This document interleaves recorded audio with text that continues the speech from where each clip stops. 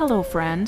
আপনারা দেখতেছেন নাকি জানি না, আমার চোখে অটোমেটিক পানি চলে আসছে ওনার এই কান্না দেখে, ওনার এই চোখের পানি দেখে। আসসালামু আলাইকুম সবাইকে, আশা করি সবাই ভালো আছেন। আজ এমন একটি ঘটনার সাক্ষী হই যেটার জন্য আমি প্রস্তুত ছিলাম না। আমার নিজের চোখকেও বিশ্বাস করাতে পারছিলাম না। হঠাৎ আমার চোখ যায় রাস্তার অপর প্রান্তে। জীর্ণ শীর্ণ শরীর, হাত পা এমনকি পুরো শরীর কাঁপছে। হয়তো স্ট্রোকের রোগী হবেন। অবাক হয়ে দেখে এই বয়সে রিক্সা চালানোর কথা না। প্রায় 15 থেকে 20 মিনিট দাঁড়িয়ে তাকে দেখছিলাম। যাত্রীর জন্য খোঁজাখুঁজি করছিল, ডাকছিল। কিন্তু তার শরীরের এই অবস্থা দেখে তার রিক্সাতে কেউ উঠতে চায় না। সবাই তাকে পাশ কাটিয়ে যায়। কারণ এই মানুষটির শরীর আজ আর আগের মতো নেই। প্যারালাইসিসে আক্রান্ত, স্ট্রোকের পর হাত পা কাঁপে। তবুও প্রতিটি সকাল শুরু হয় জীবনের সংগ্রাম দিয়ে। কারণ থেমে গেলে তার চুলায় আগুন জ্বলবে না। যে মানুষটি একদিন নিজের ক্ষুধা ভুলে সন্তানের মুখে খাবার তুলে দিয়েছিলেন, আজ সেই মানুষটি এক মুঠো ভাতের জন্য কাপা হাতে রিকশার হ্যান্ডেল ধরতে বাধ্য হন। বাবা কখনো সন্তানের কাছে ধন সম্পদ চান না।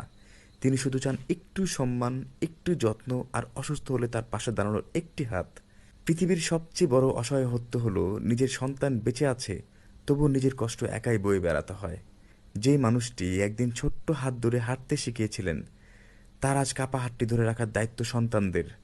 বাবা মার ঋণ কখনোই শোধ করা যায় না, কিন্তু তাদের শেষ জীবনের ভালোবাসা আর সম্মান দেওয়া যায়, সেই সুযোগ যেন অবহেলায় হারিয়ে না যায়। আজ আমরা তাদের সঙ্গে যেভাবে আচরণ করব, আগামীর দিনে আমাদের সন্তানরাও ঠিক সেখান থেকেই শিক্ষা নেবে। একজন বাবার চোখের জল কখনো দুর্বলতার চিহ্ন নয়, এটি সারা জীবনের ত্যাগ, ভালোবাসা আর নীরব কষ্টের সাক্ষী। বাবা মা বেঁচে থাকতে তাদের মূল্য দিন, কারণ একদিন হয়তো অনেক কিছু দেওয়ার সামর্থ্য থাকবে, কিন্তু তখন আর তাদের কাছে দেওয়ার সুযোগ থাকবে না।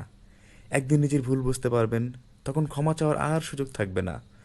আমার বাবা হোক গরিব, কৃষক বা অসুস্থ, বাবা থাকাটাই না ভাগ্যের বিষয়। ইনশাআল্লাহ অসহায় এই বাবাটির পাশে আমরা সকলে মিলে দাঁড়াবো। প্রয়োজনের বাইরে কত টাকাই না আমরা খরচ করি, চাইলে অন্তত 10টি টাকা দিয়ে তার পাশে দাঁড়াতে পারি।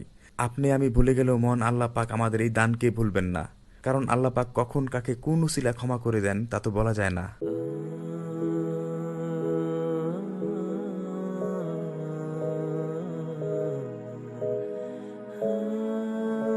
আসসালামু আলাইকুম, ভালো আছেন?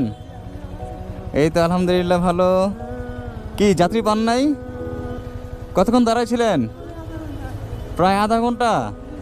একটা যাত্রী পান নাই? হ্যাঁ, বুঝি না।